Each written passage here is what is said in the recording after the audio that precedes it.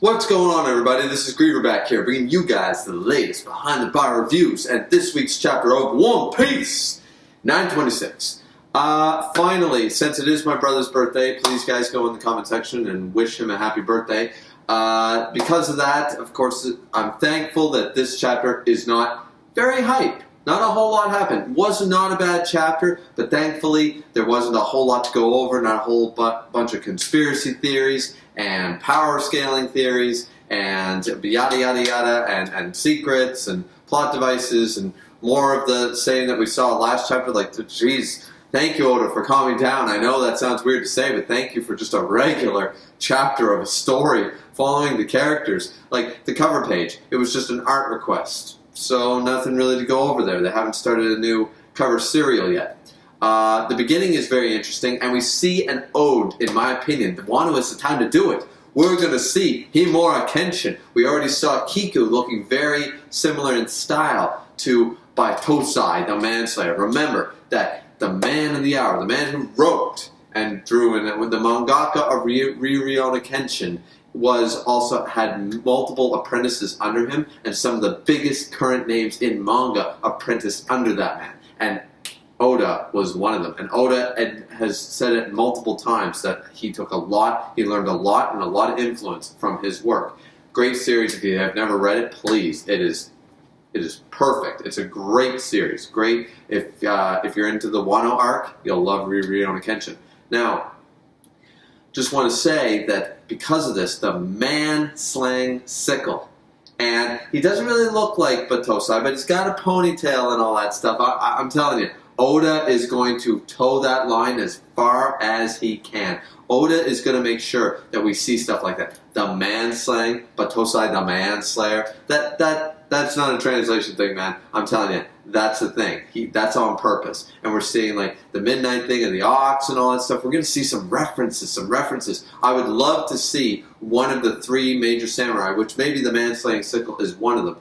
We already know that Shutemaru is Ashura Doji, or a boy Ashura. But the other two, whose names kind of escape me right now, Kentamaru or something like that. Either way, one of those two, it'd be really cool if they were based on one of the Himura Kenshin characters, whether it's Kenshin himself, or if it's Saito or Sosuke, or even Seijiro Hiko. That'd be really, really cool. That'd be awesome. I really want to see more of those references, and I'll try to pick them out when I see them. In this chapter, what we get is just a lot of just jumping between the characters and seeing what they're doing. We get a shot of Usopp this chapter.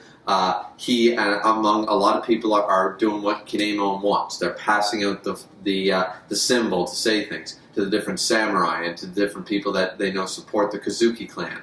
And they're going all around the country. Oh, what is this? And they kind of know what it means. Some people are willing to fight. Some people are saying they're too old. Usopp is coming to them, talking to them, saying, listen to what I have to say. So he might be saying things in code that maybe some of the Kazuki clan people might be talking about. We know he was selling the snake oils and all that stuff, but it'll be interesting to see exactly what that was going. We know that Sanji is also, he's trying to garner things by using his cooking skills, cooking a bunch of soba, which is a Japanese type of noodle. I'm not sure if it's directly from Japan, but it's definitely a big thing in Japan. It's the soba noodle. Now, we also see that Nami and Shinobu, the Shinobu, they are trying to infiltrate and trying to get the secrets to where, like, once again, at the beginning we saw that people are like, well, we want to fight, but swords and weapons, and ever since Orochi and Kaido and Shogun and blah, blah, blah, there's been a lot of problems with people, only samurai can wear them, and most samurai now are either bandits or work for Orochi, so, like, people want to rise up, but they don't have the means. It's been 20 years. They've had 20 years to lay down the law and infrastructure. It's not like it happened yesterday, and there's a bunch of people with, resistance groups and the like. So that's what Nami is doing. Nami and Shinobu, they're trying to find out where the shipments of weapons are. They're going to one of the major blacksmiths, I'm assuming, or at least one of the metal workers who are making katanas and different types of weapons, finding out where the shipments are, the dates, the times. They clearly did get some of that information, so it'll be interesting to see how that comes about. We're seeing a lot of characters. Some of them may be more relevant. We get a flash of a lot of uniquely drawn characters. Some looking more like ninjas, others looking more like noble samurai. It'll be really, really cool to see if these characters are referenced later. We also see Caribou in this chapter. Just wanted to mention that we do see Caribou. I don't really care, but Caribou's there. Now, the rest of the chapter, however, goes on to show us the prison. And I didn't really see this coming. I mean, this will not be Impel Down 2.0, guys. I can promise you that. It's not meant to be. It's not going to be a major prison break. We know that Raizo is on his way to try to, jailbreak Luffy, but that's going to be a little bit incognito. They're not going to beat their way through this. And if they do, it's going to happen in the next few chapters. They're going to escape very soon. This won't be a big, long, drawn-out Impel Down thing where we learn all about the interworkings of the prison and meet up with old favorites like Crocodile and meet new people like Ivankov and stuff. No. And find Buggy. And no, that's not going to happen. This is not Impel Down 2.0. So I think that this prison thing is going to go very quickly. Probably in the next couple chapters, we'll see them in... they're going to be escaping at that point. At least I think so, because I don't think Oda wants to repeat himself, which is a big question as to what is going to happen with Kaido, because the Straw Hats aren't ready to fight Yonko level. They just aren't. Luffy, Zoro, Sanji, Jinbei, they aren't ready. The strongest fighters on the crew aren't ready. They are Yonko crew level, but they're not Yonko level. Do you know what I mean? Like, Luffy at best, even though he's called the Fifth Emperor, is first mate to second mate of a Yonko's crew. And I mean, the Yonko's crews can differ, but he'd be around that tier. And everybody else is around that tier or lower. Nobody's on true equal terms or better than first mate quality and Yonko themselves. So Big Mom, the whole Cake Island arc made sense. They got what they wanted, they disrupted shit, they made themselves look good by besting Big Mom, not beating her. And a lot of people are saying that now Big Mom's in pursuit and she's arguing with Kaido and they're going to use that to their advantage, maybe. But I feel like Oda can't repeat himself because that would be a bit of an ass pull. He's not going to make them run away from this fight. Kaido needs to be defeated in this arc. Once again, he's been defeated and captured multiple times. So it won't be a loss on Kaido truly. But it will be, he won't be necessarily beaten down in terms of strength, but he may be captured or incapacitated or driven out of Wano in some regard, which would be different from what happened in Whole Cake.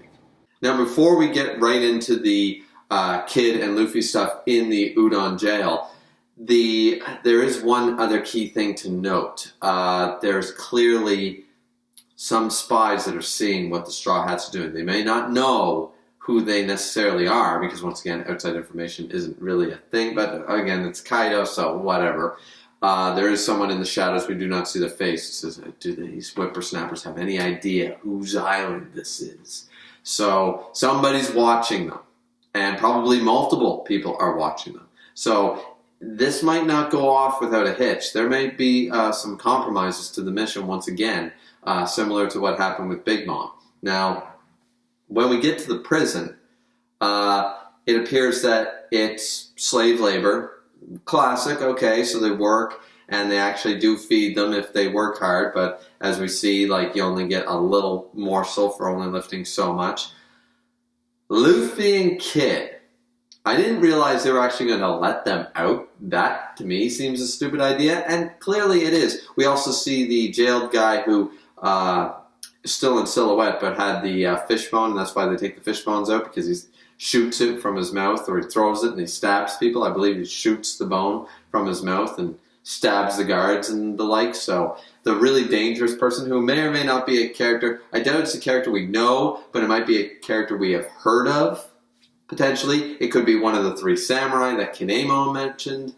It's so hard to say. It's so hard to say with this stuff. Could be Odin.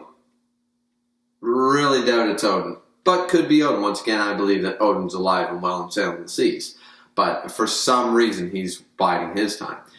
But Luffy and Kid, If this is their level up, I find it a little cheapening, but at the very least, you can't deny that it would definitely be a strength improvement. They're gaining some resistance to sea stone anyways. Maybe not, resistance might not be the best word, but that's the word I'm going to use. So allow me a little liberty with that, guys. Don't begin in the comment section going, no, it's still having the same effect. They're just fighting through it. No. I'm just saying that's the word I'm going to choose to use when I describe what's going on. Because they still have the sea stone, shackles and the like, and the handcuffs. They lift over these giant boulders, the blocks of friggin' iron and boulders and all this other stuff. Over 500 of them. And depending on how hard you work, you get a bunch of stuff. So the prison's fair. They worked hard, and at the end, they are sitting on a mountain of these dongo of food. And they're just stuffing their face full. They both get super fat. Once again, I believe that the tank man form is basically a fat bound man when Luffy eats too much. So right now, if Luffy were to go gear 4th bound man, it would become tank man. That's just what I believe. Once again, a lot of people state it's a different form entirely and such, but I don't know. Full version, whatever. Either way, the cool thing here is that a ridiculous looking artificial zone, clearly an artificial zone. Even the people in the jail say, yeah, he ate an artificial zone that kind of went wrong. So maybe this is one of the older prototypes and it seriously didn't go well, because it's like a hippo man, it's a man, like a hippo man inside of a hippo's mouth inside of a hippo. Or it's a hippo's man inside of I can't show panels, guys. I know a lot of people are getting in trouble for that. Of course, it's been going on a while for my channel. I'm just like, nope, not doing it for most. Once in a while, one key scene, but certainly not in the One Piece reviews. So I can't show it, but I'm sure you read the chapter. You know what I'm talking about. The ridiculous of this Dobon guy, this vice chief jailer of the prison.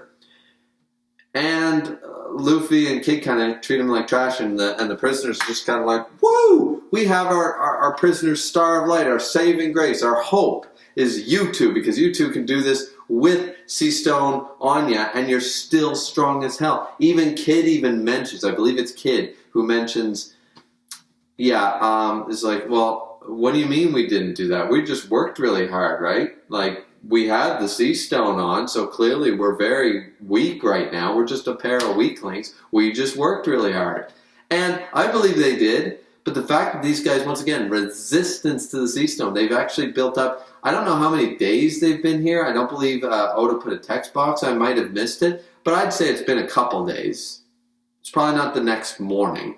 I would say that Luffy's been in prison, because Sanji's been established and such, and they've already infiltrated some places. So I'd say it's probably been a couple days, because remember, I believe the plan is to happen in 2 weeks' time. So before the shit hits the fan, 2 weeks are going to pass. So clearly a few days passed, and they have built up this resistance to this. Now, if Kid has been in here for any substantial amount of time, and the timeline is a little screwy, but he probably hasn't been in there as long as I used to believe, then it would make sense that these two would level up at the same pace together. And that's why they're kind of even on that regard in terms of fighting against Sea Stone and gaining their strength back and just pure will and muscle and hunger sort of idea. But there's not really all that much more to say about this chapter. There wasn't major bombshells like there has been. I mean, Oda, since about the end of Whole Cake and just even a little before, has been boom, boom, boom, boom, boom, boom, boom. I mean, every chapter was like platinum-covered gold dipped in Christmas presents, and ever since then, it's just been hits. It's been bullseyes every time. It's almost kind of nice to have just a basic chapter. Like, no crazy, whoa, going on, like, in the next one with everyone failing No Nut November over every chapter. It's kind of nice to just have a regular One Piece chapter. Just with plot flowing and explaining stuff, and we're seeing, here's what's been going on, and I liked it. I really enjoyed it. I don't think it was a bad chapter at all. It just isn't one of those super hype chapters, but that's fine. We need those. You can't keep a high forever. Eventually you have to come down. and hopefully you don't get too bad of a hangover when you do. So, I don't have much more to say, guys. What did you guys think of the chapter? What did you think of the review? Did you love it? Did you hate it? Please like, subscribe, comment as always. It's always very much appreciated. This, of course, has been Griever with your One Piece Chapter 926 review. And, as always, drink responsibly. We'll see you back here next time, guys.